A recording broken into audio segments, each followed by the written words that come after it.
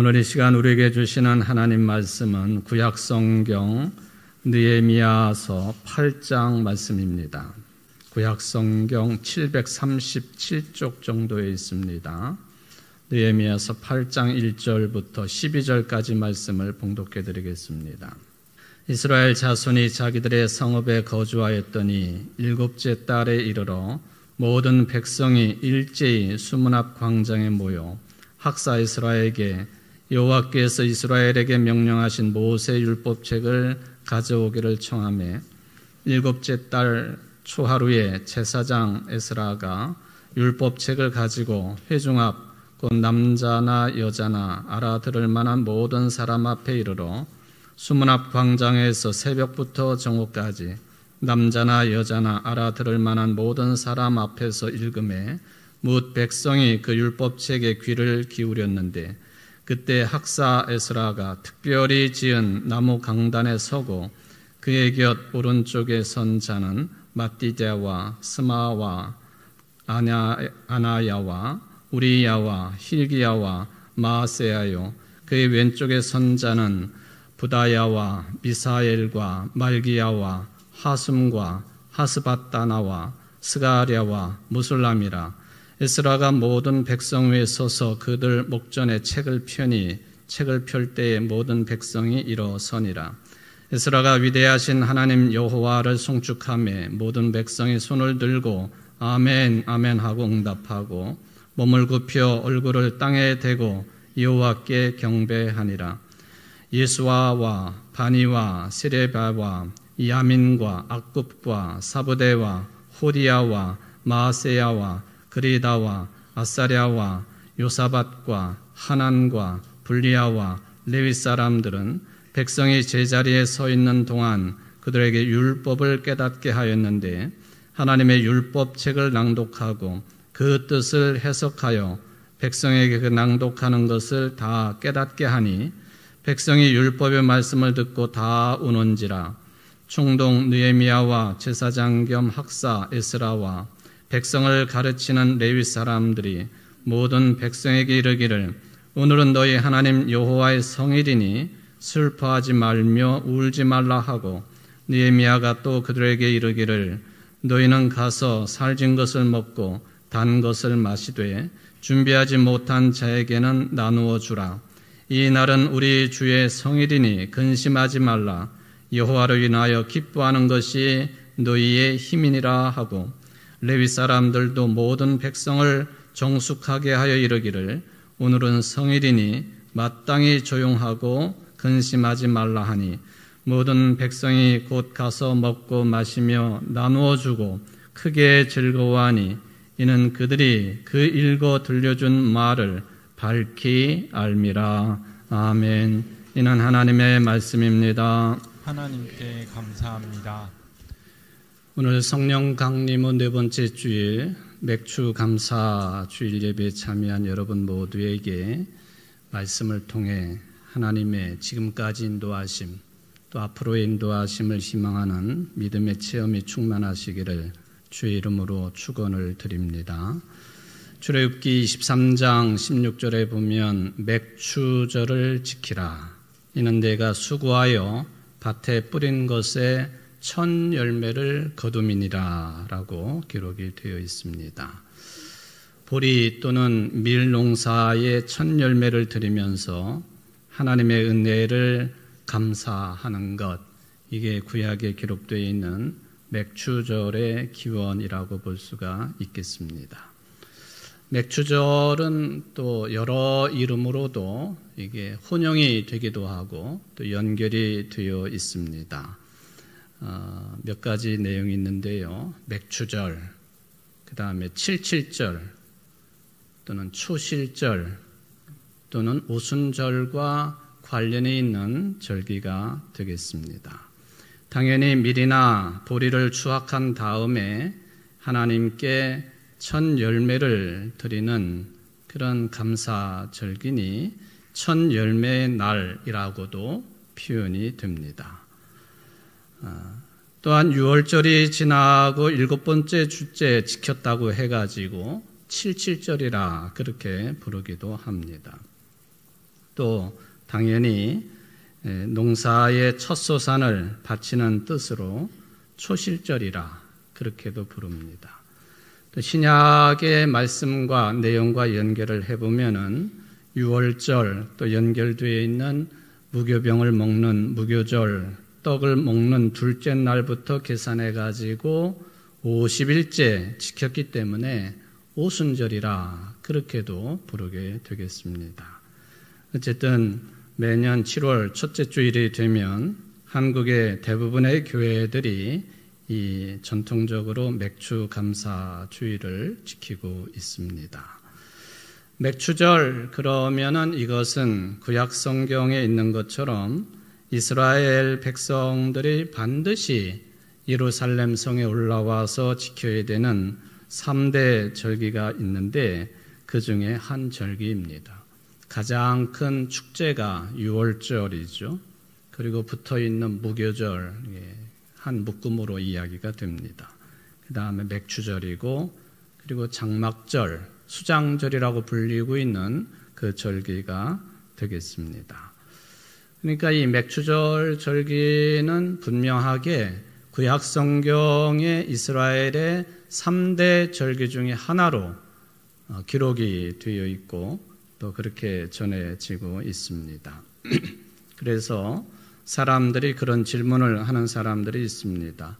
아니 이게 구약에 기록되어 있는 율법에 기록되어 있는 그 근거로 해서 맥추 절기를 지킨다고 한다면 또 다른 절기들은 어떻게 된 거냐 하는 질문입니다. 유월절은 왜 안 지키느냐? 장막절, 수장절은 또 왜 안 지키느냐? 또 유대인들의 불임절은 왜 안 지키느냐? 이런 질문을 할 수가 있겠습니다. 그 외에도 이스라엘 사람들이 지키는 절기 겸 날들이 수없이 많이 존재하고 있습니다. 그런데 우리는 역시 유대교를 믿는 유대교인들이 아니기 때문에 이런 것들은 삼가고 또 그런 내용들을 어떤 절기로 삼는다고 하는 것에 대해서 그는 당연히 하지 않고 또 조심하고 있지 않습니까? 그런데 왜 맥추절은 지키느냐 하는 거죠. 유월절도 지켜라. 또 장막절도 지켜라. 그런 이야기가 되겠습니다. 우리 주변에서는 그런 주장을 하고 있는 무리들이 있기는 합니다.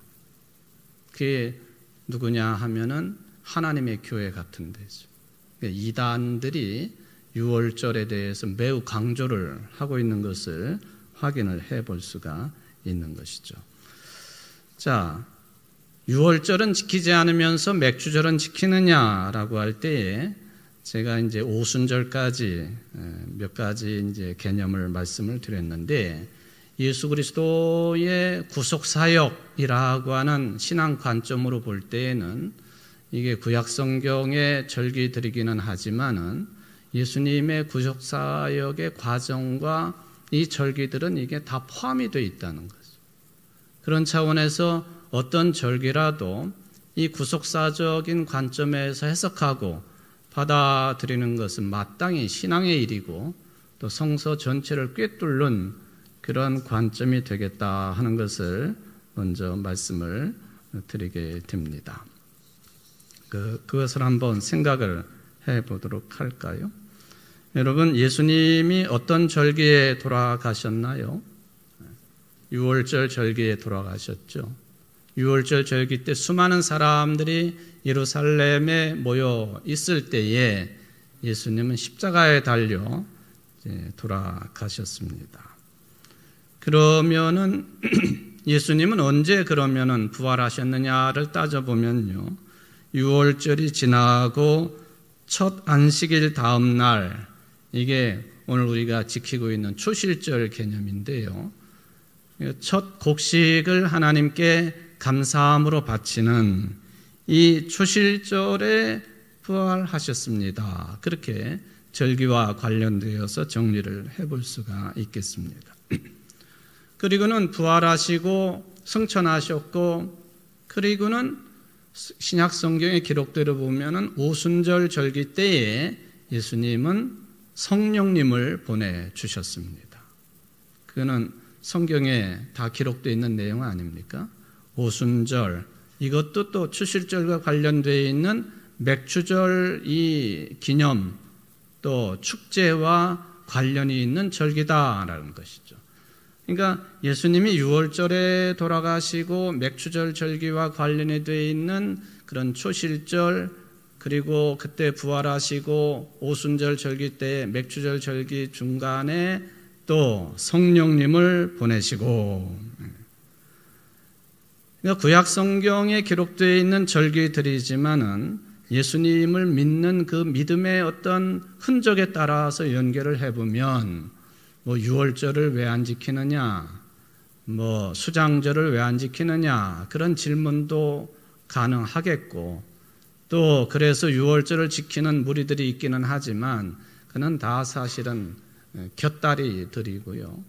예수님의 구속사역, 구원을 향한 그 여정을 생각해 보면은 다 구약 성경에 기록되어 있는 절기들과 관련이 있는 때에 예수님의 구속사역들이 이루어졌다라고 하는 그런 정리가 되겠습니다. 그래서 우리 주변의 그 다른 장로교 교파 중에 일각에서는 예수님과 관련된 내용들만 언급을 하고 가르치고 설교를 해야 되지, 무슨 절기에 대해서, 특히 맥추절 절기 같은 경우에는 뭐 신약 성경에 나오지도 않는 그런 절기인데 왜 지켜야만 되느냐 하는 주장을 하기도 합니다. 가만히 들어보면은 뭐 일리가 있는 것 같기도 하지만, 제가 좀 전에 말씀을 드린 것처럼 예수님의 구원의 여정, 구속사의 여정은 다 이 절기들과 관련이 되어 있다, 그 말입니다.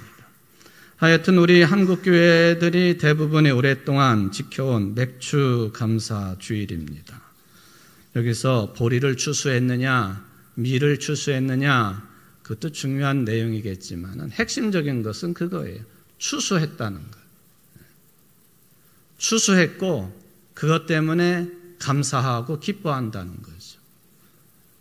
그런데 가만히 생각해 보면은 감사하고 기뻐한다라고 하는 이 삶은요, 어느 절기 때만 이루어지는 것이 아니고 우리 전 세계를 통해서 진행되고 이루어져야 되는 그런 믿음의 흔적들이라고 하는 것을 생각해 보는 것이죠. 씨를 뿌리고 가꾸고 열매를 거두어들이는 이 추수의 개념. 우리 인간들이 아무리 노력을 기울이고 애를 쓴다고 해도요, 창조주이신 하나님께서 이런 것들을 허락하지 않으면 조금도 진행될 수 없는 것들이에요. 햇볕을 누가 주십니까? 비를 누가 내리십니까? 적당한 기운을 누가 허락하시는 것입니까? 바람은 또 누가 불게 하시는 겁니까? 우리 인간이 몸을 움직여서 농사를 짓는다고 하지만 움직일 수 있는 생명력 자체를 누가 주셨습니까? 그러니까 이 모든 것들, 이 모든 현상들을 창조하신 그 존재의 근원 되시는 여호와 하나님, 그분으로 인해서 오늘 느헤미야 선지자가 말씀하시는 것처럼 기뻐할 수밖에 없는 것이 우리 인생들의 삶이다 하는 것이죠. 또 그렇게 살아가는 것이 피조물인 인간들의 바른 도리라고 말씀드릴 수가 있겠습니다. 이런 절기 때뿐만 아니라 여러분들의 전 삶이 하나님께 깊이 감사할 줄 아는 그런 신앙이 충만하기를 주의 이름으로 축원을 드립니다. 그게 마땅한 일이 되겠습니다. 미국의 조지 W. 부시가 대통령이 돼가지고 국무장관을 임명을 했는데, 그 사람이 미국 역사 최초의 흑인으로서 국무장관이 된, 여러분들이 기억나실 거예요. 콜린 루터 파월이라고 하는 인물입니다.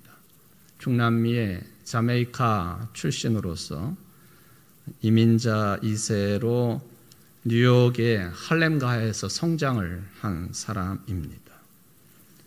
860쪽이나 되는 자서전에 보면은 그가 이렇게 자신의 생애가 어떻게 흘러갔는지를 기록을 해놓고 있고, 얼마나 근면한 사람이고 성실한 사람이고 책임감이 강한 사람인지, 그리고 가족에 대한 사랑, 미국에 대한 사랑이 큰 사람인지 자서전이 잘 말해주고 있습니다. 그가 젊었을 때에 한 공장에 들어가가지고 아르바이트를 한 적이 있었습니다. 들어가 보니까 곁에서 일하는 사람들이겠죠. 한 사람이 삽을 들고 그 삽에 기대가지고는 온갖 험한 말을 하면서 불평을 늘어놓고 있었습니다. 우리가 열심히 일하는데 이 회사는 왜 충분한 임금을 주지 않느냐 하는 불평의 내용이 주된 내용이었습니다.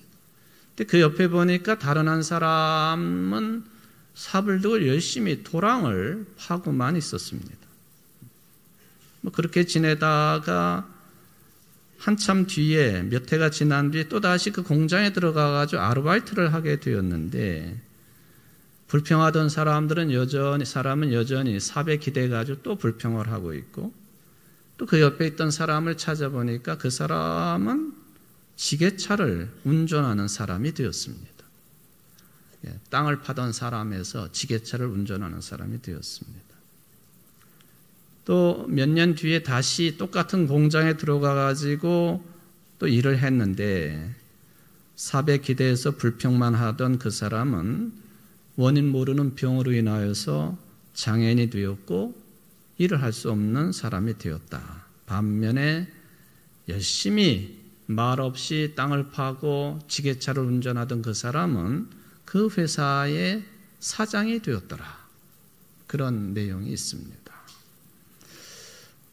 그래서 한 사람의 그 젊은 시절의 이야기지만은 우리 인간들이 어떤 생각과 어떤 태도로 살아가느냐 하는 것이 어떤 열매를 거두게 되느냐 하는 것을 보여주고 있는, 우리의 태도가 의식을 바꾸고 우리의 자세가 생각을 바꾸고 또 인생 전체를 바꾸는 요인이 된다 하는 것을 보여주고 있는 내용이 되겠습니다. 그러면 감옥이 있고 수도원이 있습니다. 둘 다 공통점이 있는데 세상하고는 완벽하게 고립되어 있는 상황이지요. 같은 점입니다. 그런데 결정적으로 다른 점이 있습니다. 감옥은 불평을 하는 것이고 수도원은 감사하는 것이다. 결정적으로 다른 내용입니다. 이거를 연결을 시켜보면 아무리 감옥 같은 생활을 한다 할지라도 감사하며 살 줄 안다면 그것은 수도원이 될 수 있는 것이고, 아무리 감사할 것이 많고 아름답고 질서 있고 은혜가 충만한 것이고 그런 교회 생활을 해도 삽에 기댄 사람처럼 산다고 하면은 그 교회 생활은 감옥과 같은 것이다. 그런 해석을 덧붙일 수가 있겠죠. 우리가 감사라고 하는 것, 훈련된 신앙인으로서 당연히 갖추어야 될 덕목이고, 또 감사라고 하는 말 자체가 희망의 언어이고 태도이고, 또 험하고 또 힘든 역경을 벗어나는 인생의 출구가 될 수 있다고 하는 것을 생각해 보는 것이죠. 요즘은 연세가 많으신 어르신들도 휴대폰 없이는 못 사는 세상이 되었습니다. 특히 우리나라가 더욱 그게 강한 나라죠. 근데 이게 특히 어린아이들이나 젊은이들에게 휴대폰 사용하는 것이 이게 잘못돼 가지고 정신병적인 증상까지 보이는 경우도 있습니다.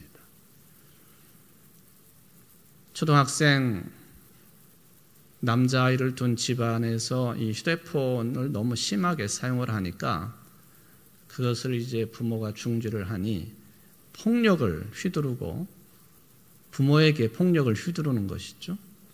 그런 현상도 보지 않습니까? 어쨌든 휴대폰으로 모든 일상생활이 가능한 시대입니다. 그러니까 잠시도 손에서 놓을 수가 없습니다. 요즘에는 휴대폰 금욕 생활을 좀 해야 된다라는 권면의 소리를 많이 듣습니다. 어느 일정 기간 동안 또는 시간 동안에 그 생명과도 같은 휴대폰을 손에서 좀 놓는 거죠. 근데 그게 쉽지 않으니까 그것을 돕는 제품들이 여러 개가 나와 있더군요. 사진을 보시면 보신 분들도 계시겠지만 저런 제품, 열쇠로 채워놓는 저런 거, 아니면 타이머를 조작해가지고 금욕상자라, 휴대폰 금욕상자라 그렇게 이름을 붙입니다. 제가 TV 무슨 연애 프로그램 중에 어떤 연예인이 10시간 동안을 이 휴대폰 금욕 시간을 정해놓고 생활을 했어요. 근데 그냥 안절부절 어떻게 할 줄 모르는 거죠. 그러다가 이제 카운트다운을 합니다. 10시간이 거의 다 됐어. 5초, 4초, 3초, 1초 그래가지고 타이머가 작동을 멈추고 뚜껑을 열어가지고 휴대폰을 쥐고는 얼마나 기뻐하는지 몰라요. 세상을 다 얻은 것처럼 기뻐하더라고요. 그러면서 그 사람이 하는 말이 휴대폰을 처음 살 때보다도 훨씬 더 기쁘다고. 그게 이제 요즘의 우리의 세상입니다. 하나의 기쁨이죠. 소소한 기쁨들이 연결돼 가지고 여러분들의 인생이 역사가 쓰여지고 이어지고 있지 않습니까? 근데 저는 이 시간 여러분들에게 질문을 던져봅니다. 우리 인생의 진정한 의미의 기쁨, 그게 분명히 있을 터인데 진정한 의미의 기쁨의 근원이 뭐가 되어야 되겠느냐 하는 질문입니다. 느헤미야가 답을 미리 줬어요. 저는 그걸 중심으로 말씀을 생각해 봅니다. 이스라엘 유다 백성들이 주전 587년에 바벨론 포로로 끌려갔지요. 모두가 패족이 된 상태였습니다. 불타고 죽고 강탈당하고 성폭격당하고 노예가 되었습니다. 지도급 인사들은 다 포로로 끌려갔습니다. 그런데 그렇게 위풍당당하던 바벨론이 얼마 안 있어서 바사 제국, 페르시아 제국에 멸망을 합니다. 페르시아는 지금의 중심되는 국가가 이란이죠. 이란. 그러니까 이란이라고 하는 민족은요, 지난번에도 1400년 내내 전쟁만 하는 민족이라고 하는 말씀을 드렸는데 쉽게 다룰 수 있는 그런 나라는 아닙니다. 하여튼 이렇게 페르시아가 세워져 가지고 그 키루스 왕, 성경에 보면 고레스 왕이라고 되어 있는데 키루스 왕이 특별한 정책을 선포를 합니다. 포로로 잡혀온 소수민족들을 다 해방을 시킨 거예요. 고국으로 돌아가라고. 그래서 유대인들도 예루살렘으로 돌아왔습니다. 근데 그 귀환은 한꺼번에 이루어지지 아니하고 몇 차례에 걸쳐서 이어졌습니다. 그 귀환한 사람들 중에 유명 인사들이 참 많지만은 오늘 성경 말씀의 주인공인 느헤미야가 포함되어 있습니다. 그리고 느헤미야서 앞에 있는 책이 에스라인데 에스라도 포함이 되어 있었습니다. 그래서 에스라 느헤미야 붙여서 부르기도 합니다. 에스라는 어떤 사람이냐? 학사라, 성경 전문가라, 모세오경에 탁월한 학자였습니다. 또 느헤미야는 고레스 왕으로부터 유대의 총독이라고 하는 지위를 얻은 사람이 되었습니다. 한 사람은 성경을 제대로 가르치는 성경 학자, 학사고 또 한 사람은 유대인의 총독, 정치인이었습니다. 느헤미야가 주로 해야 할 일은 무너진 성벽을 수축하는 일이었습니다. 그러니까 유대민족의 회복을 위해서 이 두 사람이 절치부심을 하게 되었습니다. 바로 그 과정 속에 나온 이야기가 오늘 본문입니다. 8장 1절 이하에 보니까 한 특별한 집회 이야기가 기록이 되어 있습니다. 수문 앞 광장에 백성들이 모였습니다. 백성들이 학사 에스라에게 요청합니다. 하나님의 말씀 모세오경 율법책을 가지고 와라. 그래서 에스라가 그 율법책을 설날 새벽부터 정오까지 사람들 앞에서 읽어 주었습니다. 남자나 여자나 알아들을 만한 모든 사람들 앞에서 읽었습니다. 그러니까 이해하지 못하는 아이들 빼고 모든 백성들이 다 모였다는 뜻입니다. 하나님의 율법책을 낭독하고 그 뜻을 해석하여 백성에게 그 낭독하는 것을 다 깨닫게 했다. 8절 말씀입니다. 이 장면이 우리가 지금 드리고 있는 예배의 원형입니다.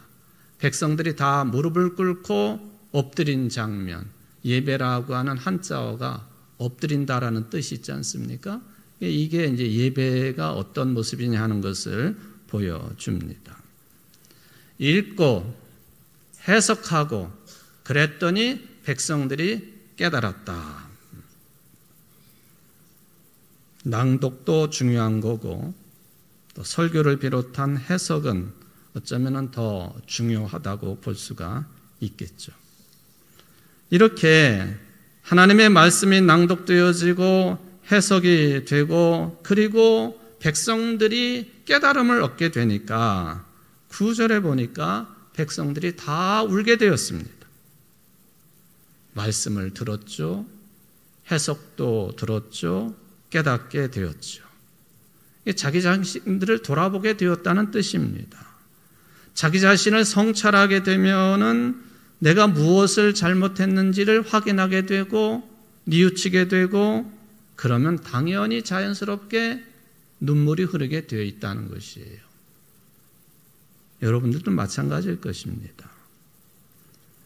여기서의 울음은 실제 생리적인 눈물 현상만이 아니라 하나님 앞에서 우리들이 무슨 잘못을 저질렀고 또 우리들이 가지고 있는 한계가 무엇인지를 분명하게 인정하는 그 흔적으로서의 눈물이라고 평가가 되어집니다. 백성들이 이 누미노제의 체험, 영혼이 흔들리는 체험을 했다는 겁니다. 포로 생활을 하면서 듣지 못했던 하나님 말씀, 해석을 듣지 못했던 하나님의 말씀, 깨닫고는 싶었지만은 들려지지 않고 해석이 되지 아니하니 깨닫지도 못했던 그 살아있는 하나님의 말씀, 듣기도 하고 해석도 듣고 깨닫게 되어지니 떨리는 심정이 되어서 영혼이 흔들리는 그런 체험을 하게 되었다 하는 것이죠.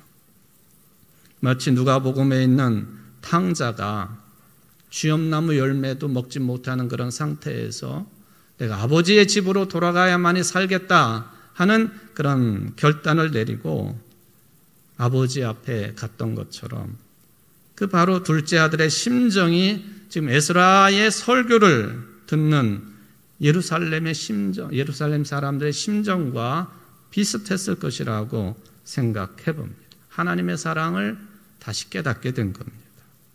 영혼이 자유로워졌고 해방을 누렸습니다. 부끄러웠지만은 부끄러움을 넘어서서 다시 눈물을 흘릴 수가 있었습니다. 그때에 느헤미야가 말을 합니다. 너희가 가서 살진 것을 먹고 단 것을 마시되 준비하지 못한 자에게는 나누어 주라.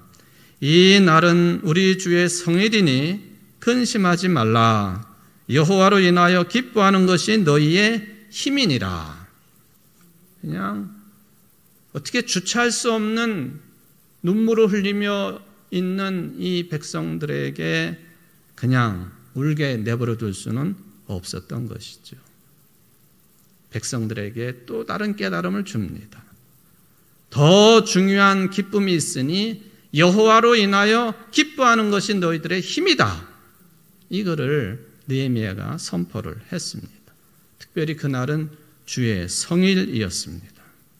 특별한 절기이고 축제일이니까 이제는 눈물을 거두고 여호와로 인하여 기뻐하자.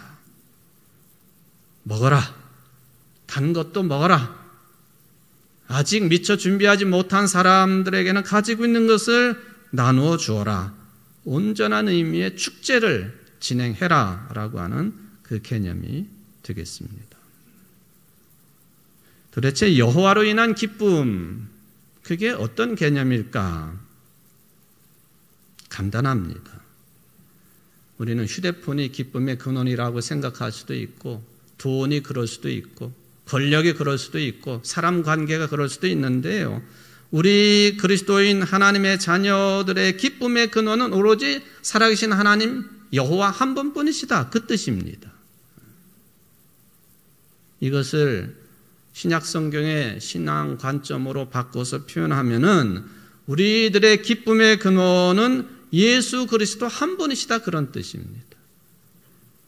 믿으십니까?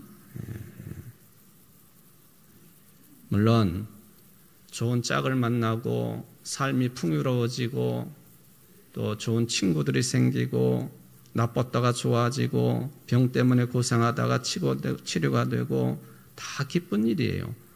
우리 청주제일교회 성도들에게 이러한 일들이 많아지기를 바랍니다. 그런데 동시에 잊지 말아야 될 것이 있어요. 믿어도 아플 수 있습니다. 예수를 잘 믿어도 병들 수 있는 것이고 실패할 수 있는 것이고 낙담할 수 있는 것이고 어두운 골짜기에 들어갈 수 있다는 것입니다. 이스라엘 백성들이 그걸 체험한 거예요. 하나님을 믿었지만 우리가 왜 우리 민족 선민이 바벨론 포로 생활을 했느냐? 믿어도 그럴 수 있다는 거예요. 그런 차원에서 여호와로 인한 기쁨의 의미가 뭐냐? 좀 더 깊은 차원으로 찾아볼 필요가 있겠습니다. 그건 뭐냐 하면은요, 우리들이 사람에 의해서, 권력에 의해서 돈이 제공할 수 없는 그런 삶의 깊이로 들어갔다는 뜻이에요. 완전히 깊은 차원에 들어가 있을 때, 어떤 것도 우리를 흔들 수 없을 때, 그게 소위 말하면 여호와로 인한 기쁨의 차원이다. 그렇게 저는 해석을 해볼 수가 있겠습니다. 그게 이제 이스라엘 백성들이 가지고 있었던 기쁨의 차원입니다. 근데 우리는 좀 더 다른 차원의 기쁨의 요소를 가지고 있습니다. 그게 뭐냐 하면은 해결할 수 없는 죄와 죽음으로부터 해방을 이루어 주신 예수 그리스도로 인한 기쁨. 그게 우리에게 주어졌다는 것이죠. 아무리 소멸에 대한 두려움이 있다 할지라도요, 죽음을 이기신 그리스도가 우리의 그리스도이시니 그분이 우리의 기쁨의 근원이십니다. 압박감이 있고 두려움이 있어서 기쁨에서 멀어지는 그런 현실적인 삶이 있지만은, 잘 살게 되기는 했지만은 여전히 불안하고 우울증에 시달리고 누가 옆에서 건드리기만 하면 성질이 폭발하는 이유, 그런 두려움의 지배를 받고 있는데, 그것을 예수님이 고난받고 죽으시고 십자가에 달려 죽으시고 부활하시고 승천하셔서 하나님 보좌 우편에서 우리의 주와 그리스도가 되셔서 우리를 지키시고 인도하시는 그분이 우리의 기쁨의 근원이시다. 하나님과 예수 그리스도는 한 분이시니 여러분들의 기쁨의 근원은 여호와 하나님이시요 예수 그리스도이십니다. 그거예요.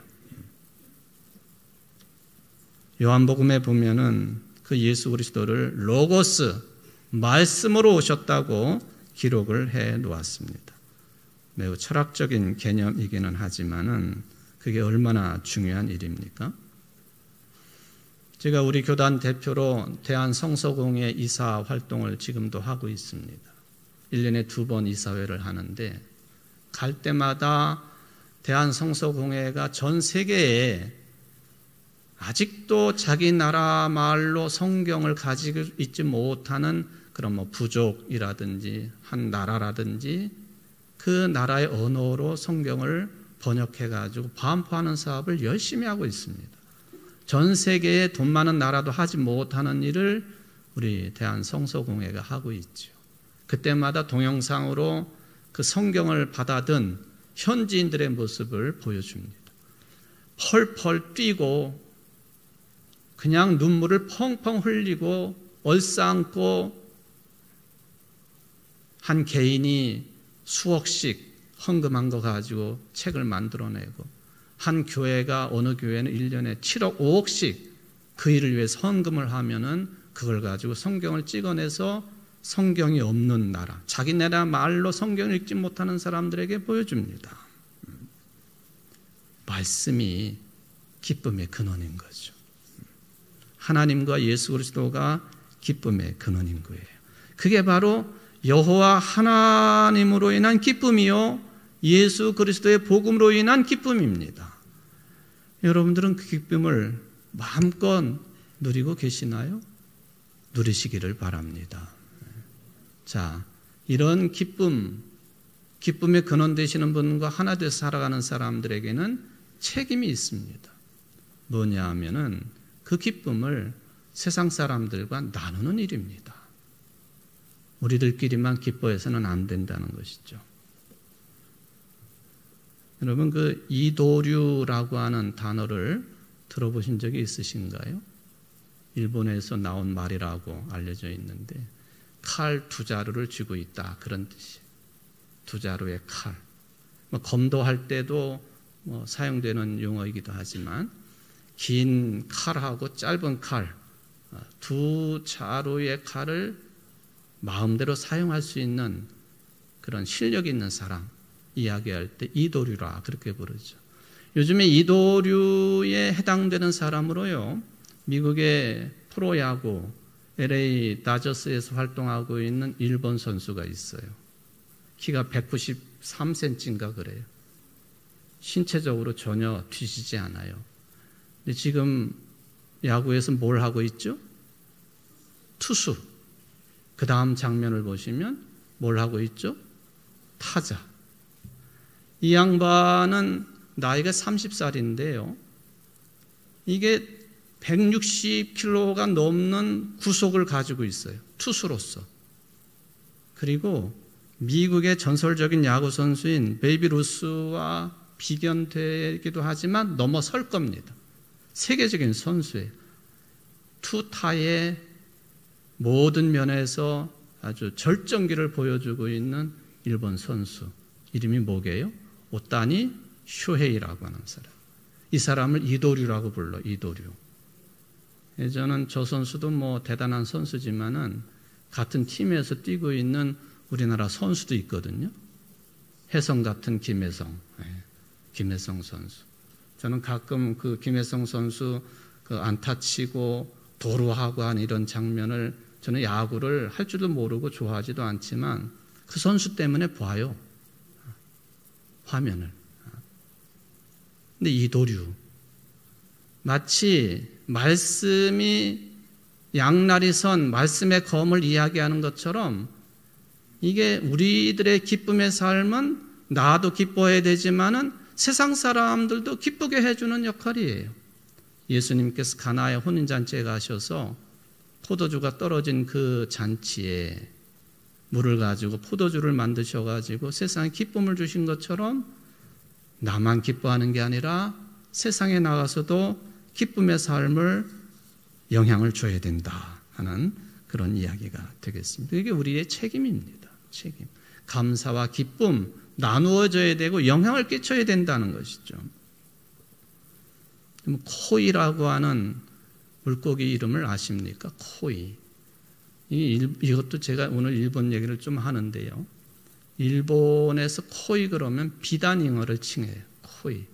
서양에서는 코이 그게 아예 명사로 비단잉어를 부를 때 코이 그렇게 부르죠. 코이. 근데 이 코이라고 하는 비단잉어는요, 독특한 호르몬 작용을 합니다. 그래서 생활 습관을 가지고 있어요. 지금 저 코이는 어항에 들어있는 코예요. 같은 종류죠. 비단잉어니까. 어항에 있으면은 손가락 크기만큼의 크기밖에 안 자라요. 저거를 개울하다 풀어놓으면요 15cm, 30cm까지 자라요. 똑같은 종인데요. 강에다 풀어놓으면은 1m 이상도 자라요. 이제 코이, 비단잉어. 여러분들이 생활하고 있는 이 교회 공동체는 어항입니까? 개울입니까? 강이나 바다입니까? 저는 강이나 바다라고 생각해요. 큰 기쁨과 감사를 체험한 사람들, 세상에 나가서 암울하고 복잡해하고 죽을 것 같고 곧 죽어야 되는 사람들에게 여호와로 인한 기쁨과 감사를 전해야 될 사람들이에요. 그게 오늘의 개념입니다. 오늘 말씀의 개념이고 우리가 맥추감사주의를 왜 지키는가 하는 이 추수의 기쁨과 감사를 누리는 그 사람들, 여러분들이 세상에 나가서 해야 될 삶의 의무고 책임입니다. 강물에 살고 있는 코이처럼 큰 감사와 기쁨의 성도들이 되시기를 주의 이름으로 축원을 드립니다. 감사하신 하나님 아버지, 오늘 느헤미야서를 통하여 우리들이 수많은 기쁨의 근거를 찾을 수 있지만은 여호와 하나님으로 인한 기쁨, 우리를 죄와 죽음으로부터 구원하신 예수 그리스도로 인한 기쁨, 이것이 기쁨의 근간이 된다고 하는 것을 확인을 했습니다. 기뻐하는 삶을, 감사하는 삶을 잘 살게 하시고 배우게 하시고 깨닫게 하시고 그러한 삶이 세상에 나가서 코이 물고기가 강에서 1m 이상 자라는 것처럼 세상에 나가서 그 감사와 기쁨을 암울한 세상을 살고 있는 사람들에게 전하고 전파하고 선한 영향을 끼치게 부족함이 없는 우리가 될 수 있도록 축복하여 주옵소서. 예수님의 이름으로 간절히 기도하옵나이다. 아멘.